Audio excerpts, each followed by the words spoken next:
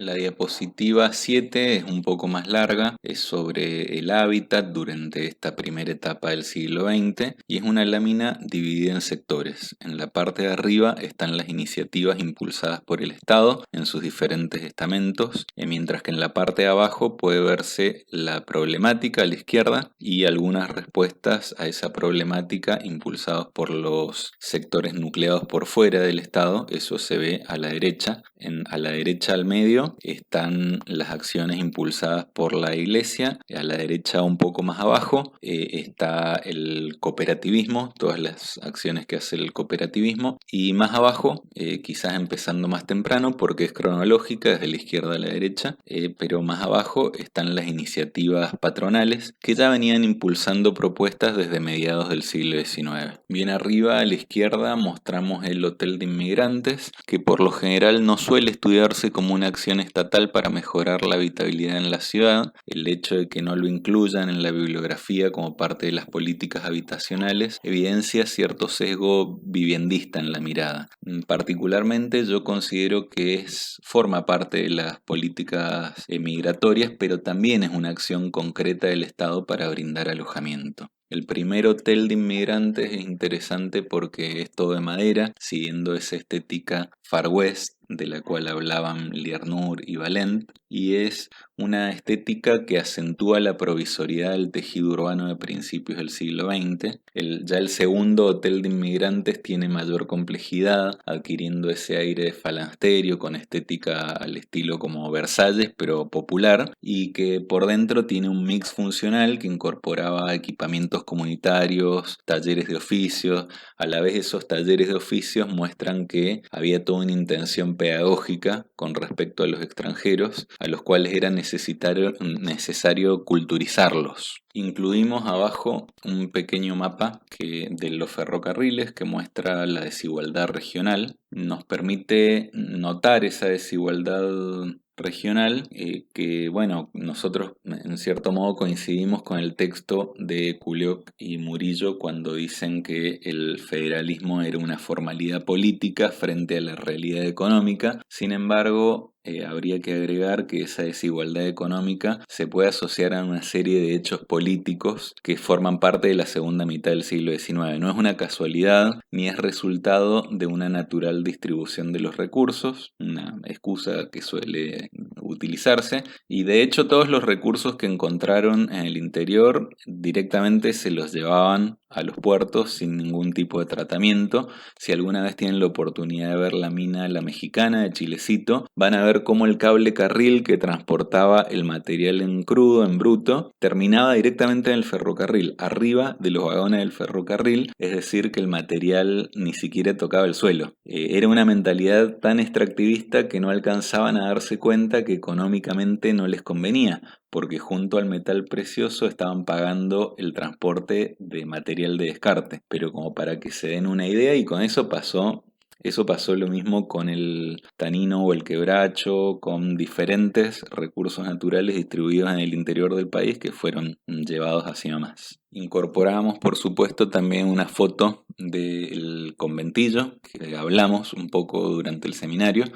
Esta tipología es clave en el periodo porque se convirtió en el objetivo principal de las ideas higienistas de la época. Algunos autores ven antecedentes en algunas tipologías de ciudades portuarias europeas, como los corrales de vecinos del siglo XVI en España. Otros mencionan también como un punto determinante en la formación de los conventillos las epidemias posteriores a la Guerra del Paraguay, que aceleraron el abandono del casco céntrico de la ciudad por parte de las clases acomodadas. Las clases acomodadas se iban, rajaban, pensaban que ahí en el centro de las ciudades se concentraba la peste, así que había que irse. Y aunque también se construyeron, pero no todos los conventillos surgen de ese abandono del casco céntrico, porque también habían algunos conventillos que se construían desde cero y eran un producto típico de la especulación liberal del suelo de la época y alquilaban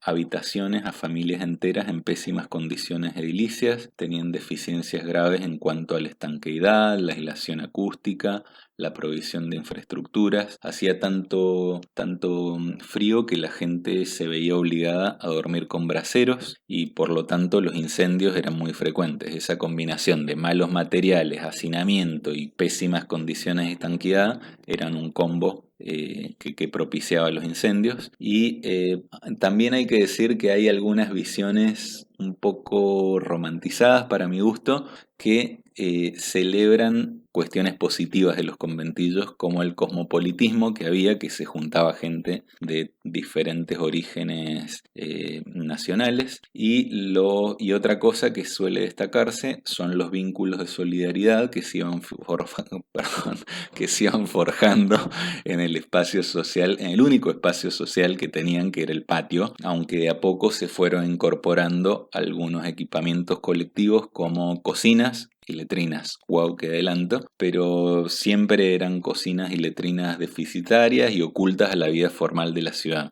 Quizás lo que despertó mayor atención en los autores de la época es su ubicación céntrica en la ciudad, arruinando el decorado urbano que planteaba el urbanismo decimonónico. Recordemos como reacción a esta situación de hacinamiento y malas condiciones de infraestructura que vivía la gente. Recordemos la huelga de inquilinos, también con una fotito que tenemos ahí. Las malas condiciones de vida se sumaron a una coyuntura particular en la ciudad de Buenos Aires. En ese momento la ciudad estaba en obras, incorporando infraestructuras, y en ese contexto y en un contexto de crisis económica mundial. Por lo tanto, el municipio aumentó los impuestos y los dueños de los inquilinatos transfirieron directamente ese aumento al alquiler para que lo paguen los inquilinos. Esto desató una huelga en algunos conventillos que se negaron a pagar el alquiler, y esa huelga terminó extendiéndose por varias ciudades del país como Rosario, Córdoba, Mendoza. Las mujeres y los niños adquirieron un rol protagónico en esa propuesta y, según dicen, sacaban escobazos a los cobradores, y por eso, o por la simple referencia despectiva hacia las mujeres, la prensa la llamó la huelga de las escobas.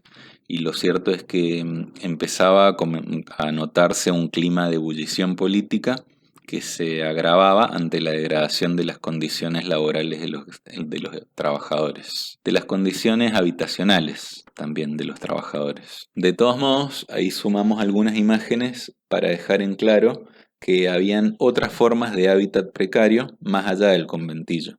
El conventillo no era la única manera de habitar para las clases populares. Había condiciones aún peores y no del todo abordados por la mirada higienista de la época.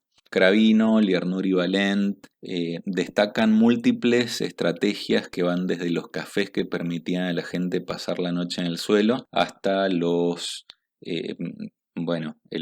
dicho atorrante que supuestamente viene de dormir en los caños. Después hay toda una conjetura sobre ese nombre, pero lo cierto es que en ese momento Buenos Aires estaba incorporando grandes infraestructuras y había caños gigantes por toda la ciudad, y ahí mucha gente pasaba la noche.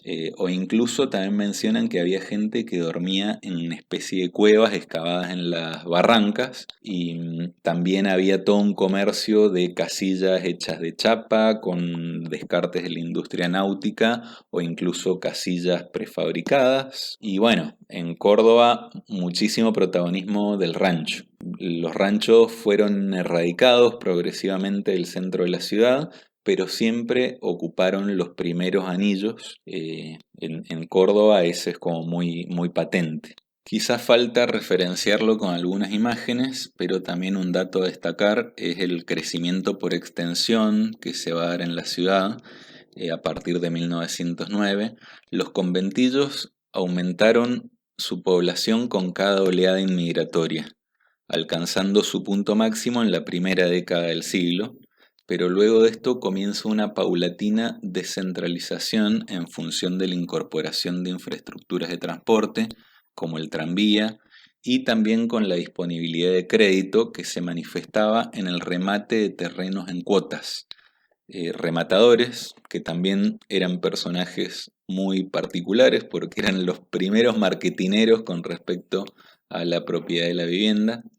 Y hay que notar que ambos factores, la infraestructura y la financiación, estaban a cargo del sector privado en unos rubros de la economía muy concentrados por el capital extranjero, también hay que avisarlo, y estos sectores impulsaron la expansión de la ciudad siguiendo sus propios intereses y este crecimiento siguiendo el estricto juego del precio del suelo, potenciado también por la incorporación de la infraestructura, marcó un patrón de segregación en la ciudad. Por un lado, los sectores más ricos, por otros lados, en terrenos sin mucha infraestructura, la población más pobre. Como no terminamos de verlas bien a las iniciativas patronales, está bueno mencionar por lo menos de qué se trataba, porque en realidad, bueno, el descanso y la salubridad de los trabajadores tienen también una incidencia directa en la calidad de la mano de obra, por lo tanto, en la producción y en el funcionamiento general del capitalismo industrial que marcaba la época. Si bien ya habíamos dicho que Argentina tenía más que nada un perfil agroexportador. Pero por eso resulta comprensible que desde los comienzos de la Revolución Industrial existieran iniciativas patronales para brindar alojamiento a sus obreros. Un poco por filantropía y otro poco para mejorar la productividad y para ejercer una especie de control biopolítico sobre los trabajadores, más aún ante la amenaza de las ideas de izquierda. En el interior del país son conocidas las viviendas del ferrocarril. En Barracas hay un conjunto increíble llamado Colonia Sola o Solá, no sé, pero también son muy conocidos los proyectos de vivienda que hay en ingenios y en fábricas, como la Textil Gratri, que en realidad más que viviendas hizo su propio conventillo para explotar un poco más a sus empleados. Por otro lado, hablamos también del higienismo, que lo habíamos mencionado un poco cuando hablamos de La Plata. El cambio radical que trae la cosmovisión higienista, que a la vez deriva del positivismo, es la concepción de que las malas condiciones habitacionales de los trabajadores pueden derivar en problemas de salubridad que exceden a ese grupo poblacional para terminar afectando a la totalidad de la población, a la totalidad de la sociedad. Probablemente los grupos dirigentes hubieran dejado que se mueran como ratas los pobres, de no implicar serios riesgos para el funcionamiento general del sistema.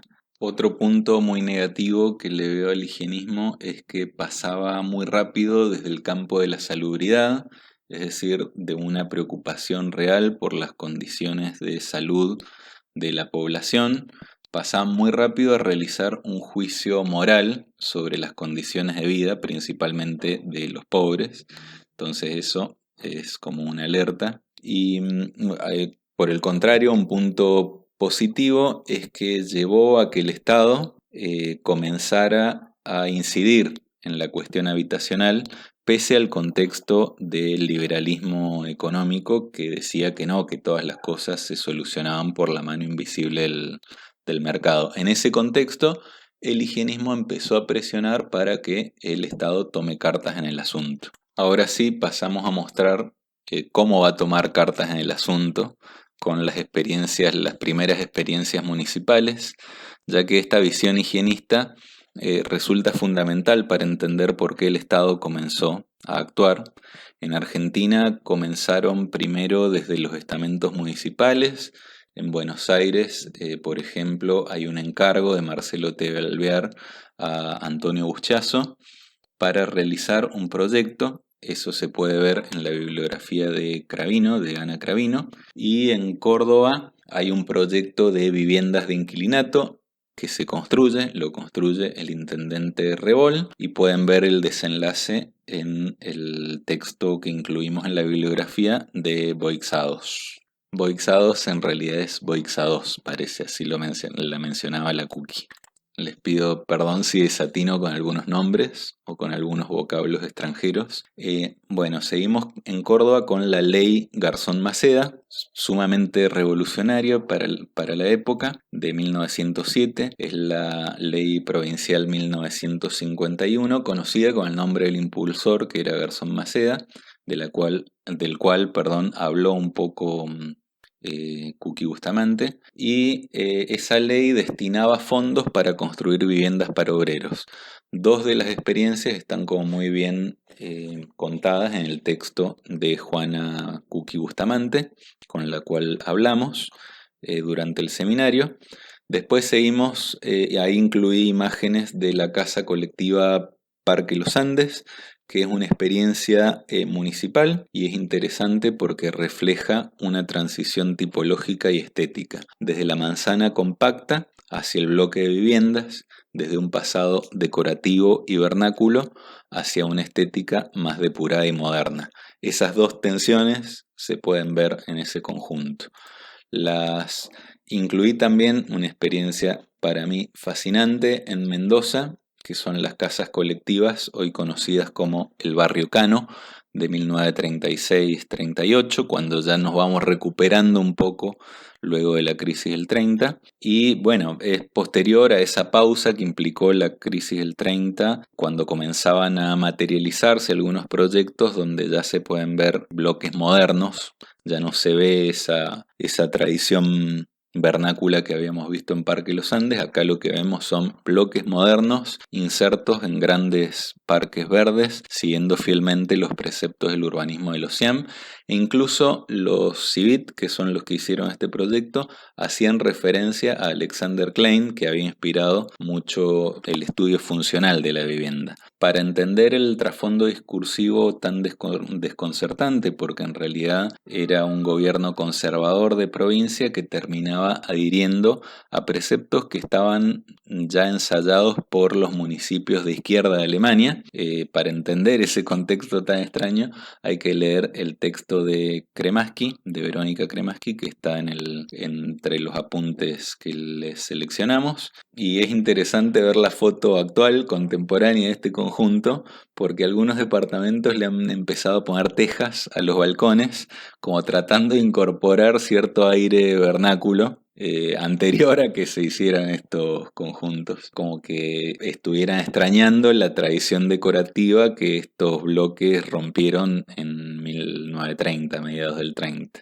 Ahora sí, la experiencia que verdaderamente representa la política habitacional de este periodo es la ley que impulsa la creación de una Comisión Nacional de Casas Baratas en 1915. Se produce en medio de un clima político de transición hacia un sistema electoral de masas.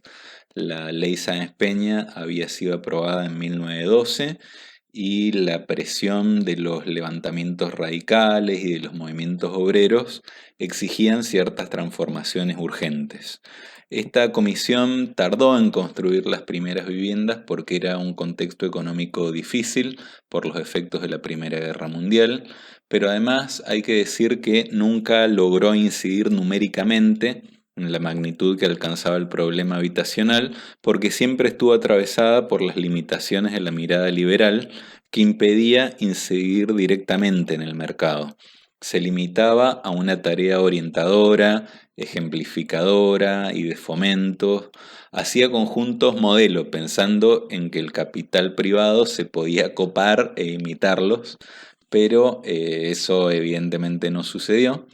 Y para entender los debates internos y sus diferentes etapas de esta comisión, es interesante leer el artículo de Sandra Inés Sánchez, y también por ahí en el Diccionario de Arquitectura Argentina, Liernur destaca como positivo que la Comisión de Casas Baratas, pese a su limitada obra construida y muy concentrada en la ciudad de Buenos Aires, en sus últimas etapas va teniendo como un creciente interés por la gestión y el planeamiento urbano. Se va dando cuenta que en realidad la clave está por ahí. Y personalmente creo que eso es lo bueno de mantener políticas a lo largo del tiempo, que el Estado puede ir aprendiendo de sus propias experiencias, de sus propios errores, puede ir mejorando en base a la prueba y error. Y eso es algo que se puede ver en muchos ejemplos internacionales también, en los Hof de Viena, que las mencionamos, en las Siedlung alemanas y en las Newtown inglesas. En todos esos ejemplos se puede ver este beneficio de mantener políticas habitacionales a lo largo del tiempo.